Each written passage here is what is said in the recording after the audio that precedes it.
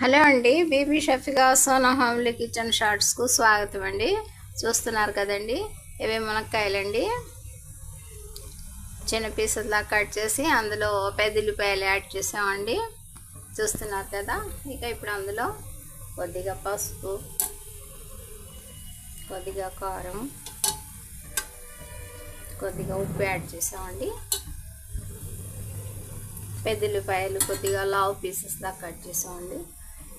ఒక half spoon oil వేసామండి.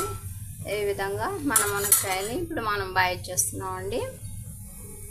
చింతపండు 2 రేకలు నానబెట్టేసామండి. 1 గంట ముందుగా మనం 1 కప్పు కందిపప్పు కడిగి పెట్టుకున్నామండి. వాటిని కూడా ఈ విధంగా కుక్ చేస్తున్నామండి. ఇప్పుడు మనం మునక్కాయ పప్పుచారు తయారు చేస్తున్నామండి. చూడండి, మా వీడియోని ఎన్నో వెరైటీస్తో చేస్తారండి. మా ఛానల్ ద్వారా మా వెరైటీ మునక్కాయ పప్పుచారు తిలకించండి.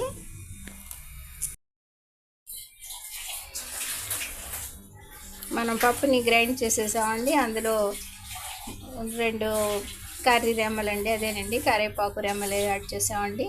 పెద్ద ఉల్లిపాయ పీసెస్ కూడా లావుగా కట్ చేసి వేసామండి.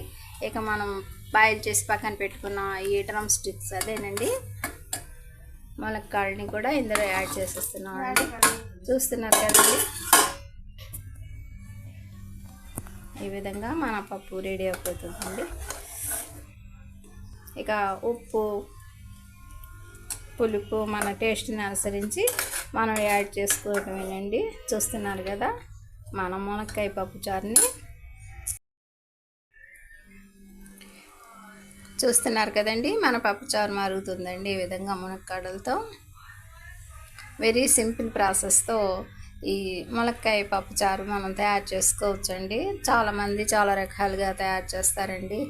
మేము మాత్రం ఈ మెథడ్తో తయారు చేస్తామండి. ఇక పోపు పెట్టేసేటమేనండి. చూస్తున్నారు కదా.